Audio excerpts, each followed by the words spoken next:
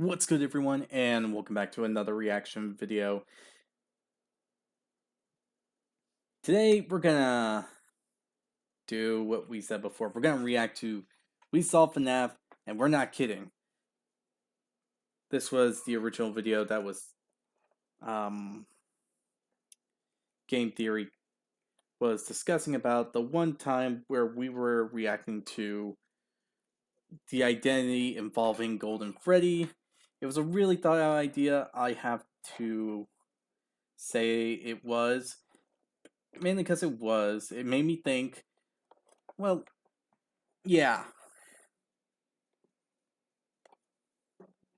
Because the idea of the Golden Freddy thing being someone else, the crying child specifically, was an interesting idea. But there was points that just didn't make sense or had like any solid proof that would say, hey, this is going to be the full truth about Golden Freddy. Like, there was a contradiction. So, let's see how this goes. So, I hope that you all enjoyed this video. If you did, hit the like button down below. Hit the subscribe button to support the channel, support the content provided, and so on and so forth. I don't know what that red thing was, but okay.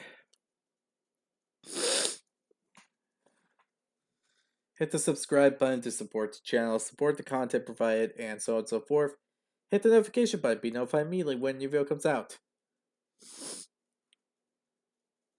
And if you have any videos that you would like to recommend that I should react to, put it down in the comment section below and I'll react to it as soon as possible. Now, with all of this said, the link to this video will be down in the description. So be sure to give the creators here some love and support for the video they made.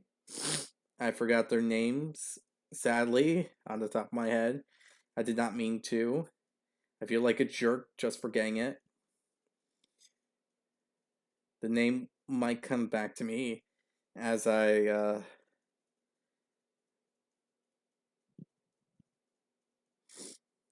we keep going.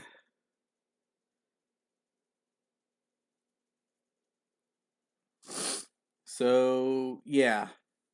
With this all said, let's start this video.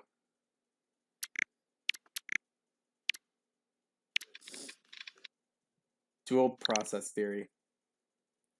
I said to him, Orville, not every story has to have significance, you know? Sometimes a story is just a story. You try to read into every little thing and find meaning in everything anyone says, you'll just drive yourself crazy. Had a friend do it once. Wasn't pretty. We talked about it for years. And then not only that, but you'll likely end up believing something you shouldn't believe and thinking something you shouldn't think, or assuming something you shouldn't assume. You know? With the release of Help Wanted 2, the new lore introduced in the game raised quite a few more questions than answers. You know, like most FNAF games. You know, that hippo can just be annoying at times, but he does have some solid points. We as a community have tried our best to understand everything about this whole franchise, but it just tears us apart no matter what we do. And a lot of us can't even say we otherwise because it is a true fact. We do let this game and this franchise mentally get to us. And that's fine. Everyone has a theory that they like and have, and in all honesty, I do want to solve this thing, so just thinking about it is a crazy thing. Because in the big picture of what I'm seeing, look how we started. A couple theories here and there, but now we're like millions, thousands of theories in, all from different people. It's kind of crazy and amazing. and everyone has their own story of what they think is going on. And it's a really cool thing, in all honesty. It's a really cool thing.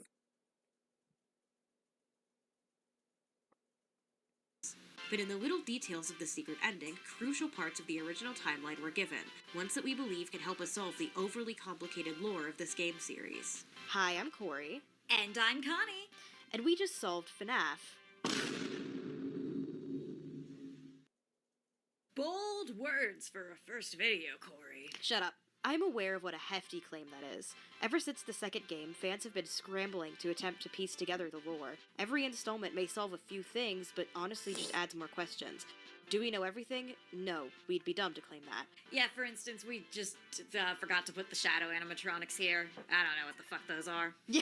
But not only have we uncovered some game-changing details, but revealed long-held fandom beliefs that are, when looking over everything, just plainly not true. I also want to clarify something before we start. The point of this video isn't just a FNAF timeline video. Honestly, this video is written around two key points and building everything up else around them.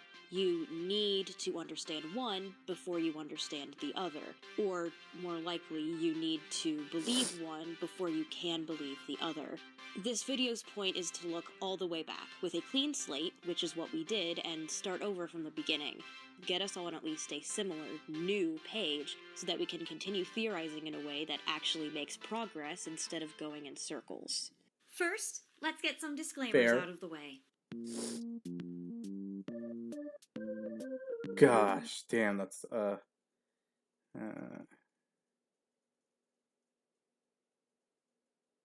Okay, so same thing as game theory did here. A lot of theories are our own, but you will... Okay, so that makes sense. Because some theorists might have the right idea. No matter what one would say otherwise, it is true. A lot of theorists might have a close idea of what's going on, or a solid idea of what's going on, and their point just makes too much sense.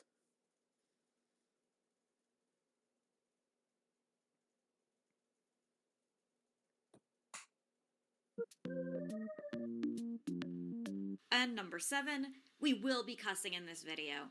We're not sorry. Fuck shit. So, insanely long preamble. For an insanely long essay, our written form is 50 pages long. Yeah, and that's on you for adding a bibliography.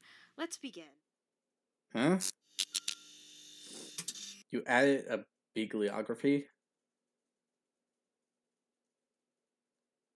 Kind of doesn't make sense to do that. Oh wait, I might be thinking of something else. Can't say for sure. But might be thinking of something else.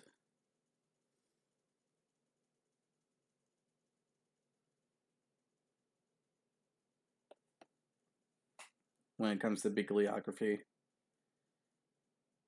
Now, a biography, yeah. I guess we're gonna do a biography here. To begin with, first we must question when exactly Fazbear Entertainment became a corporation. Prior to the release of Security Breach, most fans presumed it began in the 1970s or 80s with the original Fredbear's Family Diner. However, one of the collectibles in Security Breach is a poster for the wonderful Fredbear's Singin' Show. The poster is in black and white, which doesn't mean a whole lot considering the first color printer wouldn't work until 1977, so this only places the beginning of Freddy's at before the 80s. However, we get other important information. First, the drawing of Fredbear with pie-cut eyes, which was a popular style mainly in the 20s to 30s. By the time color became popular in animation, actual eyes could be drawn. So possibly this poster is either from that era or invoking nostalgia for the rubber hose days, which would imply something connecting Fredbear to that time period. But specifically, look at the price on the ticket. 50 cents general admission. When tracking ticket prices, we know that adult admission for carnivals jumped up to $1 a ticket by the 1950s. In comparison, many carnival tickets from the 40s, including the 1939 to 40 World's Fair, which was less a carnival and more a showcase, but, important place, sold for 50 cents. If we can narrow down this poster to any time period, we can quickly narrow it down to the 1940s. Is this important? No, I just have friends that like dating things. I personally think the brand, being as old as the 40s, is unlikely that it may be older than Henry and William themselves. Maybe it's just a 30-year cycle thing. Nevertheless, we know at the very least that Fredbear's Family Diner began in the 1970s or early 1980s. Fall Fest, which seems to be connected to Freddy's, has a poster for 1970 and Help Wanted 2, which could state that Fazbear as an idea or corporation started around then, but nevertheless, we know at the very least that Fredbear's Family Diner began in the 1970s or early 1980s. The main time we see it is in 1983, where it seems to be an established restaurant. Here's where we enter speculation on the owners of the restaurant. We know for a fact that the co-owners of the restaurants, at the time of the missing children incident, were William Afton.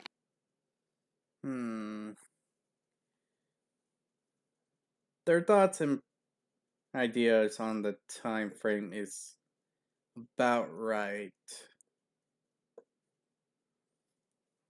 in personal opinion. Because things couldn't have happened too far back, otherwise it leaves the question about William and Henry's age. And that's going to be like a bigger issue, more things considering. Because if you don't put that into consideration, it's just weird. Very weird, all things considered. And Henry. They don't seem to be full owners of the franchise, which has a company behind it, but whether they started the franchise and sold it or simply joined the company to open restaurants is up to interpretation. Also note, Henry and Charlotte's last name may not be Emily, as the name was found on her grave in the Silver Eyes, and, well, it could have easily been a middle name. In the Ultimate Guide, she's referred to as Charlotte Emily, but he's just referred to as Henry, implying it may not be a shared name. But it does exist as a surname and does mean rival, so that's what we got for now. William Afton seems to have... Yeah, no. It's Henry. It has to be Henry Emily. I think we confirmed enough to prove that it's Emily. Because if you say otherwise, you're just going to make things more complicated than it should. He admitted to being her father and all that. And usually, if we're going to count marriage, a lot of people get the last name of the male. Not these days anymore. You can actually just choose if you want to keep your last name or have your partner's last name. Doesn't matter. You can actually choose which last name you want these days, which is pretty cool, in all honesty.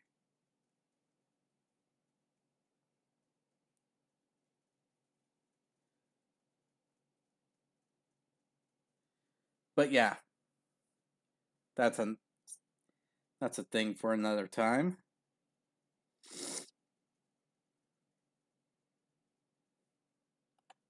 been the one running Fredbear's, which worked out because his family lived walking distance from the building. It is very likely that their sister location, Freddy Fazbear's Pizzeria, was also open around the same time as Fredbear's, possibly falling under Henry's jurisdiction. We know this due to the existence of Chica and Foxy toys, merchandise, and television appearances during FNAF 4, despite them not appearing at Fredbear's. Five Nights at Freddy's 3 also references a sister location that was open at the same time as Freddy's, which seems to have closed due to spring lock failures. After learning of an unfortunate incident at the sister location involving multiple and simultaneous spring lock failures, the company has deemed the suit temporarily unfit for employees. Hi! We know for a fact that the main four characters had at least been established by that point. Freddy, Bonnie, Chica, Foxy. Fredbear and Spring Bonnie were also established and merchandised with the others, as we see separate Fredbear and Freddy plushies in the crying child's room, and a little kid with a Spring Bonnie finger trap in the cutscenes, who could be Charlie? That's not important. No matter when Fredbear's was established, we know that the Freddy Fazbear specific brand began in 1983. Due to novelty coins you can find, so there's that. One, I don't think Charlie would ever hold a Spring Bonnie. Maybe before, but I don't know, it just doesn't seem like her favorite animatronic. It might have been one of the older animatronics, now that I think about it.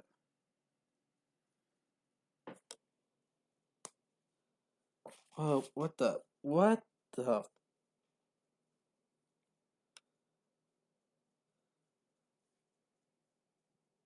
That was weird. I thought I felt someone touching my finger.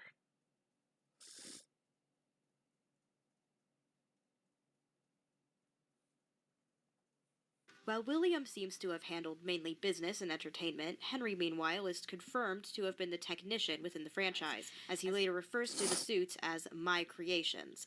This is supported in the Silver Eyes, in which Henry is stated to be the creator of all Freddy's suits, including both the endo and exoskeletons, as well as the Springlock variants. The Springlock suits, as any FNAF fan will tell you, are very important to understand. When creating the animatronics for their restaurants, William and Henry decided to create suits that could function as both animatronics and costumes, ones that could perform on stage with robotic movements, but could also be worn as outfits to mingle safely with guests. Thus, the Springlock suits. With a hand crank, the inner machinery was wound back and held against the edges of the suit with the Springlock mechanisms, leaving room for a human to fit inside. Unfortunately, however, the Springlocks were unreliable, to say the least. Any wrong movement or introduction of fluid such as spilled water, tears, or blood, and the Springlocks would set off, sending the endoskeleton back into place, whether or not someone was still inside. This would cause an intense and painful death. While the instructions tell the employees to find somewhere quiet to bleed out, it's actually more likely that the suits would cause more internal than external bleeding. The pieces would still be in place, holding most of the blood in. However, its piercing of vital organs and arteries could not be understated. It would be a long and painful death, and the owners knew this. As stated previously, it was in the instructions to find a safe place to bleed out rather than frighten guests. In the Silver Eyes, there is a given possibility of surviving a springlocking, as William is stated to have done so, but there isn't any mention of this in the game's universe. I suppose it could be possible if medical attention was received, but that would require the employee to be found and rescued in a reasonable time frame, something that would be hard if they went to the back rooms. Those back rooms are also in. That's... yeah. I actually forgot about that part. That is a terrifying thought process, in all honesty. I mean, can you imagine that?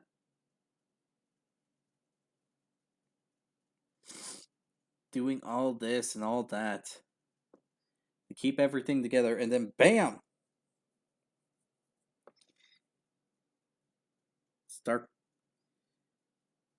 Starts getting crushed. Like, no joke. Nothing positive, nothing grateful, nothing.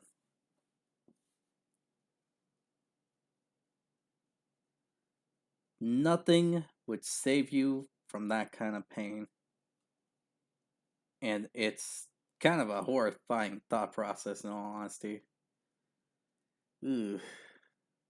Important. In the instructions, the safe place to bleed out was noted as the hidden back room in the establishments. Each Freddy's location was given a secret room, accessible to employees but hidden from all maps and inaccessible to free-roaming animatronics. These rooms are where the murders are going to take place, and where Springtrap will be stuck for a long while, so it's also important to keep them in mind. A lot of this is pretty dangerous, honestly. The back rooms were supposedly made for staff breaks, but anyone could see why a hidden room off map would be a dangerous thing to make. And the Springlocks? Damn. I think here we should really just consider that William and Henry were adrenaline junkies. Or at the very least, a bit careless with safety until later events. I mean, it was the 80s. It was the 80s. Yeah. I mean, yeah. Yeah, 70s and 80s weren't... yeah, they weren't the best times, were they?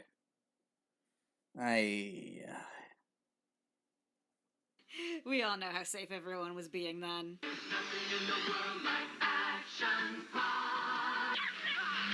When it's hot out, this is a great place to spend the day with your family. Now, we've discussed Fredbear's and the likelihood of Freddy's being open at the same time. The other important thing to understand about the co-owners at this point is their families, namely their children. If either had a wife, they're not mentioned or important. Mrs. Emily gets a few mentions in the Silver Eyes as having left following Charlie's death, but no. Yeah. It's a weird thing that they are.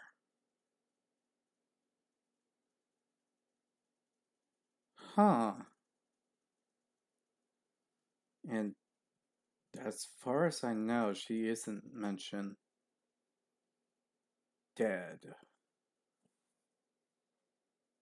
Could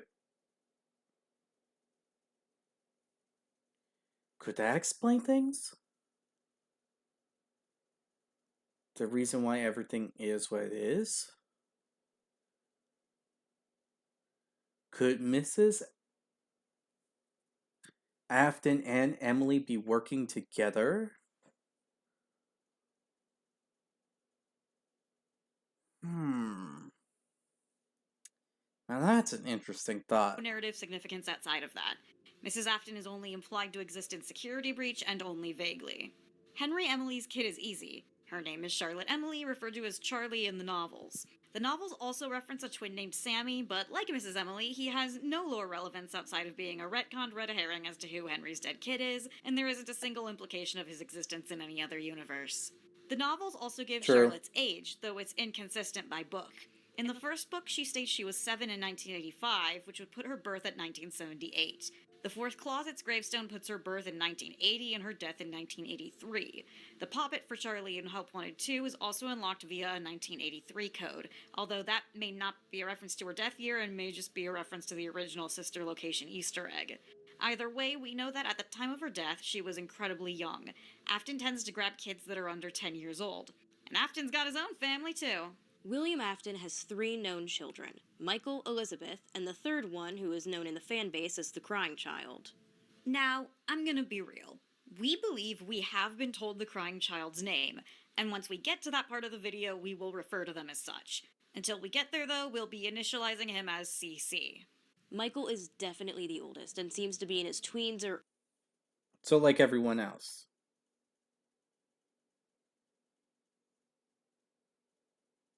Fair. That's fair. early teens by around FNAF 4, which would place his birth around 1970. As for the other two, we don't have specific years or ages, however I do believe that CC is actually older than Elizabeth, contrary to fandom belief. The only hint towards her existence in FNAF 4 is when you can walk into her room, upon which her only toy is a broken Mangle. FNAF 2 states that Mangle was created with toddlers in mind, and the toddlers are the ones who take him apart, which implies to me that Elizabeth is a toddler in 1983. This would explain her absence from the plot. She's at daycare or with her parents, or simply too young to be participating in any events. Another long debate in the fanbase is which child died first. We know Michael died last, but the other 3 are up in the air. To be honest, it seems very likely that of the 3 left, Charlie, Cece, Elizabeth died last. Firstly because, as mentioned, she was likely a toddler in 1983 and would need to age up a little more. We also know for certain, due to the blueprints of the Fun Times, that each robot was made with child luring and kidnapping in mind, and the scooper was made to remove Remnant, which Afton would have no idea about until he started experimenting with possession. This puts Elizabeth solidly behind the other 2. As for Charlie and CC, it's been debated on whether Charlie was killed in William's grief over CC, or if CC was traumatized by Charlie's death. I believe that in Help Wanted 2 and FNAF 6, we are given the information that CC dies first. The Help Wanted 2 information we'll get to when we get to it, but as for FNAF 6... Midnight Motorist is a very controversial minigame, but with multiple clues pointing to it, it really seems like this is about William Afton. His change in color is likely to differentiate him from the previous game's Michael sprite. At the time of Sister Location's release, confusion on whether Michael was the purple guy or just a purple guy. Yeah, that one is still a weird one in a personal opinion. Because we have an orange guy, and it wouldn't make sense, to be honest.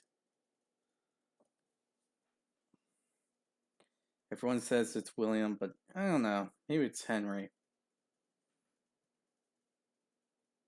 Was at an all-time high. Or it could be Actually, because I think someone already meant. I think this was already mentioned before, and I just forgot. the purple sprite just Ugh. wouldn't look good against a black background. The secret minigame Timelines. featured within Midnight Motorist is labeled in the files as Later That Night. Considering the look of the car and the rain texture, it's very, very likely to be referring to Charlotte's death. It's later on the night Charlotte died, after William drove away, but while it was still raining. The story shows him drunk driving to a place called Junior's that won't let him in, likely a bar that's keeping him from getting more drunk. The biggest proof of this is the guy standing outside, kicking him out. Pretty likely a bouncer. He has the power to keep him out and is already standing outside. The important part we need to discuss here is Junior's, because it establishes that later the night Charlotte died, Fredbear's has been closed. The path between Junior's and the driver's house is the same as the path between Fredbear's and the Crying Child's. If Afton is the driver, that makes Junior's the new building occupying what used to be Fredbear's. Junior's was Fredbear's, closed down and turned into a bar. FNAF 2 establishes that Fredbear's was the first location. We're going to try to contact the original restaurant owner. I think the name of the place was Fredbear's Family Diner or something like that. This means that Charlotte died at Freddy's and not Fredbear's, like in the books, which can be backed up by Freddy being the animatronic serving cake in FNAF 2 and not Fredbear. But it also means that if Fredbear's is closed, the bite has already happened. The Crying Child was bitten at Fredbear's, and Fredbear's is closed by the time Charlotte died, meaning the Crying Child has to be bitten first. And thus, the tragic I mean, yeah, I could see it. It is a well thought out part. I will give them that, no doubt. And it's a lot of good deduction reasoning. Not bad. Not bad. tragedy of the Afton family begins with Cece's trauma surrounding the animatronics. It has never been directly stated why exactly he fears them, though it should be noted that he seems to only fear the robots and not the characters themselves. After all, the plush animals are his friends, especially his Fredbear plush, which talks to and comforts him. He's here, he's there, he's everywhere. Who you gonna call? Psychic friend Fredbear. It's all but confirmed that Fredbear has his father's voice, as we see a similar Fredbear plush with a walkie-talkie in Afton's hidden bunker, and his final words to CC, "Let me put you back together," mirror what Michael says his father requested he do with Elizabeth. I put her back together, just like you asked me to. Also note that the walkie-talkie near a Fredbear plush in the sister location's secret room implies that the bunker was active and in use during 1983, whatever the hell that means. Why William is using a bear to communicate with him and not just talking to his kids directly is still a mystery for the ages, and it still doesn't explain the question we just brought up. Why is CC afraid of the animatronics? Originally, the hint given to the fanbase was what is seen in the shadows is easily misunderstood in the mind of a child, and many interpreted this as him seeing someone getting into a Freddy's costume and becoming terrified of what that can mean. I believe we have a different answer, one that was given in the game, either intentionally or not. In Night 4's minigame, we see that someone, presumably Michael, though it's never Yeah, no. That's where you're gonna have to cut it off. Because, without a doubt, that is someone being stuffed into a suit. It's been proven multiple times it's someone being stuffed into a suit. stated, has a locked crying child in a room filled with robot parts. This alone could cause a child trauma, surrounded by disconnected limbs, staring eyes, and torn wires. However, special attention should be given to the Fredbear suit. Its head is gone, and something is sticking out of its neck. While those could very well be 8-bit wires, I don't think so. We don't see any wires connecting the head to the body when Purple Guy puts the suit on the guy in the background. Instead, to me, these sprites resemble brunette human hair. It's too blurry to tell for sure, but that brings up a question. Is the crying child locked in a regular parts and service room, or inside Fredbear's secret back room? Even if this night isn't in a back room, we know that CC has a tendency to get locked places, most likely by Michael, though we can't rule out that it's by William himself. Members of the Afton family would most likely know where the back rooms were, and the back rooms were where the employees were told to go in order to bleed out and die.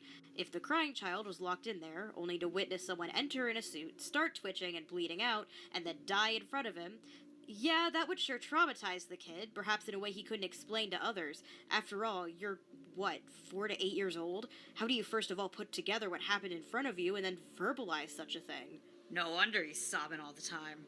We also know from FNAF 3 that the Springlock suits were decommissioned following multiple simultaneous failures.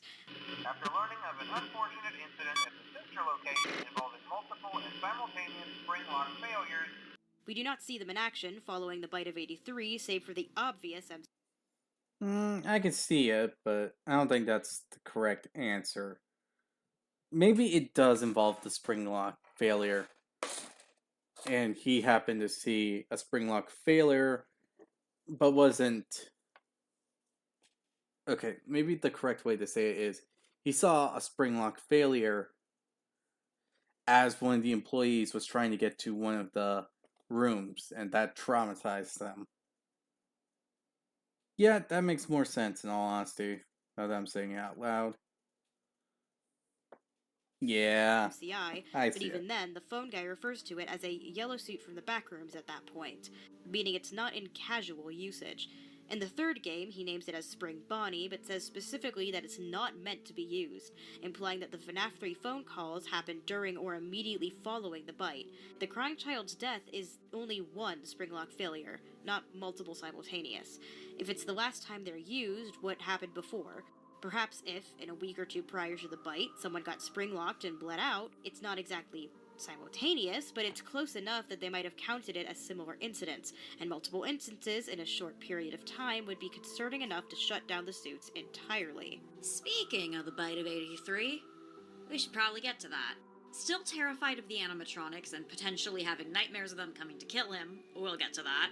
Cece now hates going to Fredbear's and seeing the robots, preferring to cry under the table rather than face them. This is unfortunate for him as it's a family business and he's there a lot. In the week leading up to his birthday party, set at Fredbear's, he's barely able to function, shown in at least one incident collapsing on the ground and having a breakdown when faced with an animatronic suit. It should also be noted that during this time, neither Cece nor any of the other children appear to be going to school. This could place Cece's birthday and the bite at some time in the summer, or during an autumn or spring break. As we'll discuss later, the missing child incident, or at least the end of it, is stated to happen on June 26, although the year is unspecified. This is something we should keep in mind when we get there. Michael, as a teenage older brother going through his angsty phase, is not at all sympathetic to his brother's plights. Instead, he prefers to aggressively bully him, mainly via jump scares while wearing a foxy mask, and presumably locking him into rooms so he doesn't have to deal with him. We also know that at one point he literally goes home without the crying child, leaving him at the place he hates the most. Cece doesn't seem very popular outside of his family either. While we see a few kids neutral towards him, asking him to play or simply talking to him, others are antagonistic immediately. It's at this point I want to talk about William's actions. Quick trigger warning for discussion of child abuse for the next 2 minutes, but right now we've got William supposedly communicating through the Fredbear plush rather than actually, parenting his kids. While I can't speak on whether this was intentional at this point in the timeline, William is, at least through inaction, encouraging infighting among his sons. He doesn't seem to punish Michael for abandoning his brother, locking him in rooms, and scaring him to tears. The plush's words aren't even comforting. It's just, oh, your brother's coming. Did your brother do something again? Get jump scared to build character. The reason I bring this up is that now we're going to talk about common abuse tactics. Fun! When an abuser has multiple victims. Jeez. That sounded so messed up to hear. And I hate it. I really do. It's a very common tactic to turn them against each other. This is because simply, if the victims are fighting against each other, they don't have the time or energy to fight the actual problem, which is, of course, the abuser themselves. This can be seen in either forcing the victims to compete for affection and good treatment, convincing each party that the others are the enemy, all that jazz. And once again, it may not be intentional. Not every abuser goes around saying, I think today I'm gonna gaslight my wife. But when an abuser has control, and they want to keep it, they will do whatever it takes. Whether or not William was an abusive father prior to the bite of 83 is unknown, but it is something we should consider. Presuming he is the driver in Midnight Motorist, we know he later falls into abusive tactics, implying physical abuse, at the very least verbal. He does nothing to comfort Cece and does nothing to solve the root of the issue, which is Michael's behavior, which could also easily be read as a cry for help. Many abused children, not understanding why they feel the way they do, take out their anger and frustration on others, because they can't or won't do so to their abusers.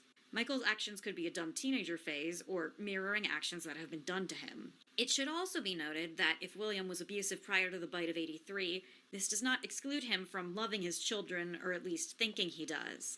As hard as it is to understand, many abusers do believe that they love their victims. They do not or cannot process the fact that their actions are causing their victims pain, and that their love is a desperate desire for control. That they see their victims as possessions rather than people. And with William's major control freak issues, this would be an easy trap for him to fall into, even without trying. And trigger warning. Whatever the reason, Michael's bullying escalates until Cece's actual birthday party.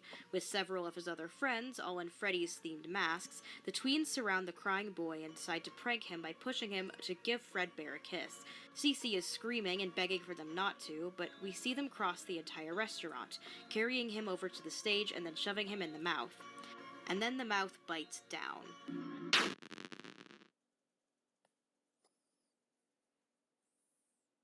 We see the bullies stop. Yeah, great thing. Great ending. Yep. No, it's not. No, it's not. Everyone's gonna be effed up in the head now.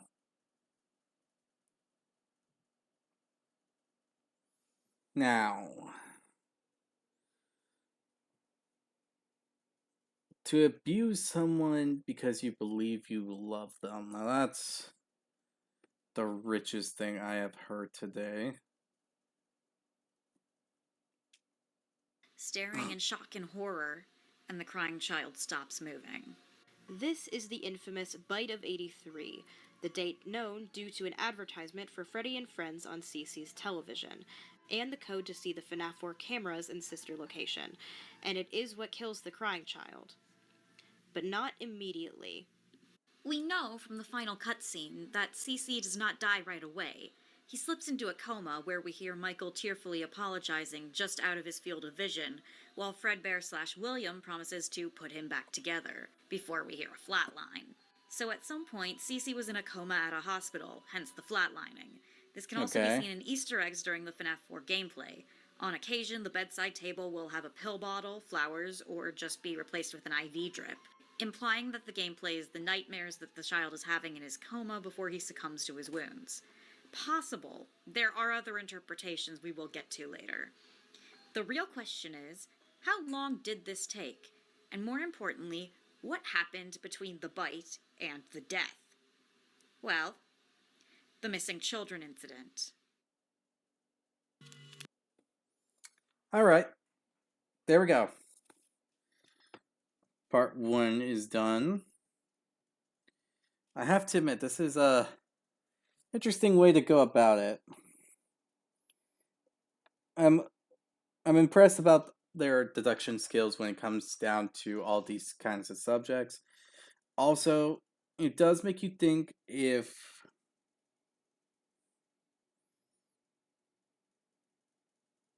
a lot of this information may be or is a more than likely thing to happen. But the thing is, we don't know. We don't have enough information about Fredbear's family diner or what William was like way back then before the death of the 6 missing children and the death of Charlie, Emily. Oh, wait, no. Wait. No. 5 missing children and the death of Charlie, Emily. We don't know what he was like around that time period. For all we know, it could have been something, he could have been someone completely normal and then just snapped. No one can say anything about the matter there, because A, who is going to say something about that? No, seriously, who is? But, yeah. With all this put together, it makes you really think about the different subjects that was mentioned. So, yeah, with this said, I hope that you all enjoyed this video. If you did, hit the like button down below, hit the subscribe button to support the channel, support the content provided, and so on and so forth. Hit the notification button, be notified immediately when your video comes out. I would really like to hear your opinion on the matter when it comes down to it, because this is a very interesting subject to go on about. So again, tell me what you think in the comment section below. I'd really like to hear your opinion about it. And yeah, with this said, I hope you all enjoy, and I'll see you all in the next video. Bye!